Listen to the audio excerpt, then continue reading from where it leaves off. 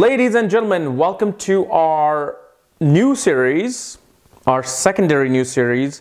After a long time, this is actually quite unique of me to do like two series, simultaneously, but then I have to because many of you do not have, three planetary conjunctions. So this, kind of keeps things interesting and makes you, be more engaged in, in astrology and its concepts. So we're going to start off our series today by talking about sun's aspect. Okay, and because I'm going to go through each planet every week, like what does sun aspect do, moon, Mercury, Venus, Mars, all the way to Saturn. And the thing is, I was gonna make a video on just aspects. What do aspects do? What are aspects? But the thing is, I realized I made 4 videos already on aspects. So just to know what aspects are, if you want to know, I've made a video on those. And most definitely check out the links here and check out my full astrological report so you can see your planetary alignments and see which planet is aspecting where. And especially my books, Astrology, Conjunction, and Aspects at the Speed of Light, where I talk about all the planets, all their meaning, all the planets through houses and their aspect meaning. So you're going to get the information way ahead of time. And most of you already have this book, but if you're just seeing this video, if you want to get a head start and want to know about Venus, Mercury itself, it's already written in my book, and you can just see it at this link here, including my new magazine on destiny and careers. So, aspects, sun aspect. What does sun aspect mean in astrology and Vedic astrology? Okay. Well, sun, as you know, is a very authoritative figure. He's more authoritative than Saturn. He's more authoritative than Mars because he's the king. It's his rule, it's his law, it's his kingdom that takes into effect. Mars is simply his servant. Mars just goes fights for him. Saturn is his, his administrator.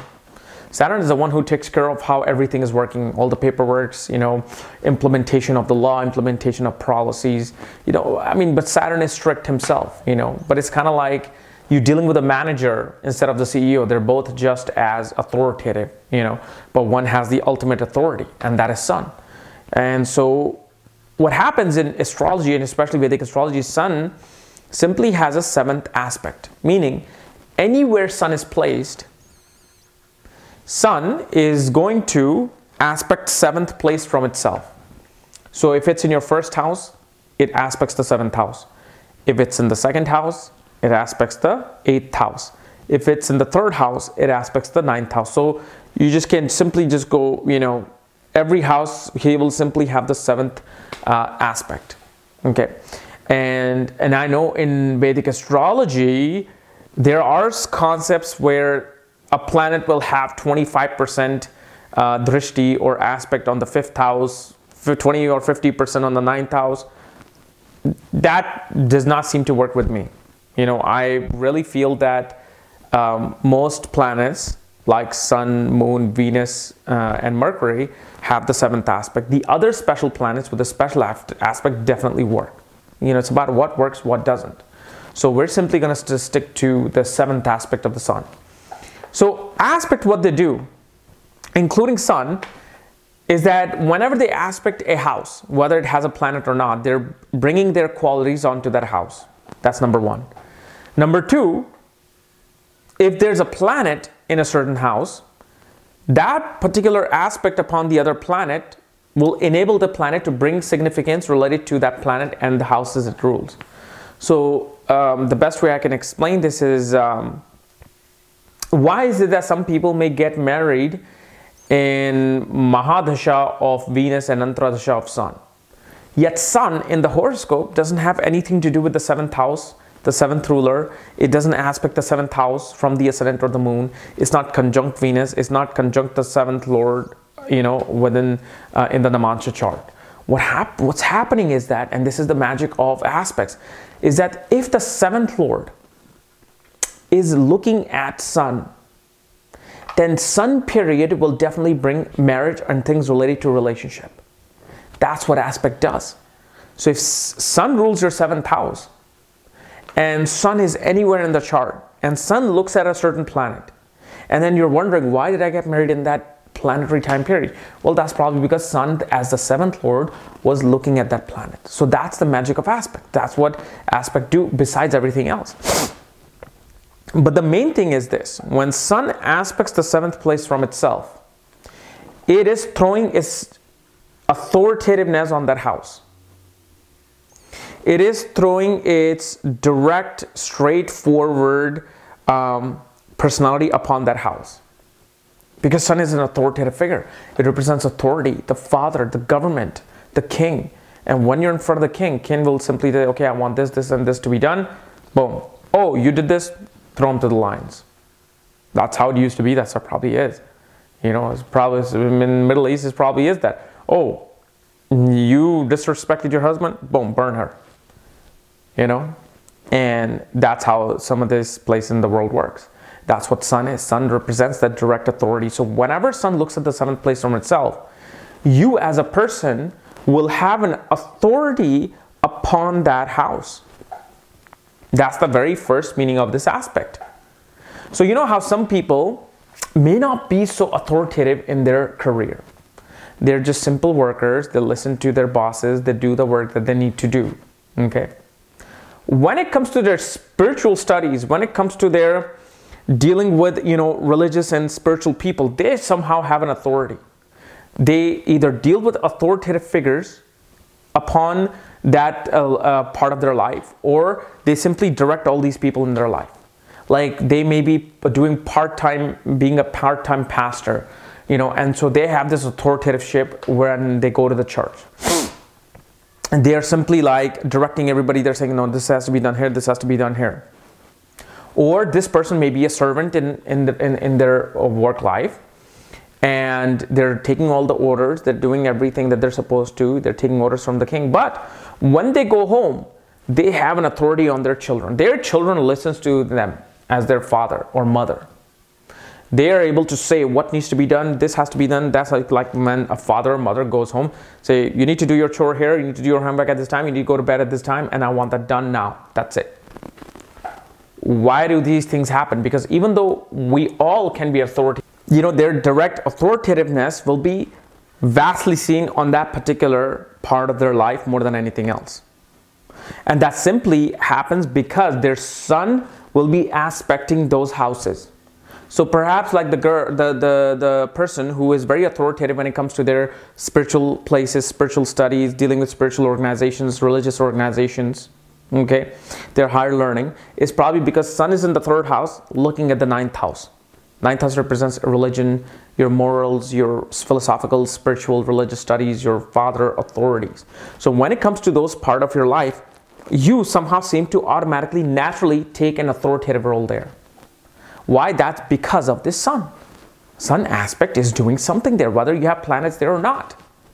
Sun is throwing his drishti, his aspect there. Same thing with the person who has authoritative in home, especially with the children. When it comes to children, they're just extra authoritative. Why? Because Sun probably is in the 11th house, looking at the 5th house. And Sun shows that influence of the Sun is upon the 5th house. What this also means, Sun represents our father. Okay? What this will show is that your father also has a lot of say upon your children, your studies when you were young, how you, invest your money, what you do with your life. If the father's life, he'll have an authoritative there. You know how certain grandfathers are just like the father figure. They're like you're scared of your grandfather. That's probably because of that. Your father is also influencing your religious and philosophical aspect of your life. That's because of the fact Sun is in the 3rd house looking at the 9th house. So father influences your behavior when it comes to your spiritual beliefs, your religious beliefs. Sun is in the 4th house. Okay? What Sun is doing what? 7th, directly opposite to itself. Sun is looking at the 10th house. What's happening is this person will really have a true authority upon their career, upon their work environment, mainly. And their respect in the world will be of an authoritative figure. Like they will be looked upon as an authoritative figure. So 4th house really becomes the house of politics. Somebody who can go into politics with the Sun. So it'll be somebody who is very good at playing politics. And what does a political person do? They become the leader of something, right? They become city councils. They become not just prime minister. They're city councils. They're senators and governors and assembly members. All of these people have certain authorities on certain district or certain aspect of the state and country. And so their reputation in the world, because Sun is looking at the 10th house, shows boom, they're going to be an authoritative figure ultimately in their life, and they have to be. Now, obviously, certain things comes into play, like Sun is without the direction in the 4th house. If you read about basic astrology, Sun has no direction in the 4th house, because whoever has Sun in the 4th house were probably born around midnight or close to midnight. And what happens is they kind of realize their self-esteem, their ego, their confidence after the age of 28. Because Sun takes a long time to rise again in their life. So it may not look like that if you're 20 right now, if you're 15 right now. Oh, you're wrong. I'm not that authoritative on my career. Everybody orders me around. That's probably because you haven't reached that maturity. So all of these things comes into play. But whenever Sun looks at it, all the things related to the Sun are influencing that particular house. Okay? And obviously there's a lot more detail regarding your particular house in my books at the Speed of Light. So check out the links here along with my consultations. Okay? So guys, this was my analysis of Sun aspect and what it does. If you're new to my channel, subscribe below. Otherwise, we'll see you on Monday with Sun, Moon, and Mars conjunction. And this Saturday, we'll be doing the horoscope of my main man, Suge Knight. He's been in trouble, yes. The thing is, I actually shook his hand in LA, in Santa Monica. I was coming back from some movie screening back in my filmmaking days. And I was just stopping to get at a gas station. And I see like all this huge truck and all these guys in there. I was like, oh shit, I just want to pay and get out, you know? And when I go in there, he's like, Suge is paying. He turns around. I'm like, whoa, hey, Suge Knight. How you doing, man? I'm a great fan of you. It's like, hey, thanks, brother. Thanks, homie. And then he just left. And I was like, wow. And that guy is huge. That guy's like 6'4", 6'5", 350 pounds. Like literally you can fit 2 of me in his body. So because of the fact all the things that he's going through in the past 2-3 years especially, I'm going to do his horoscope with my little KRS touch. All right. So check it out this Saturday. Otherwise, we'll see you later. Bye-bye.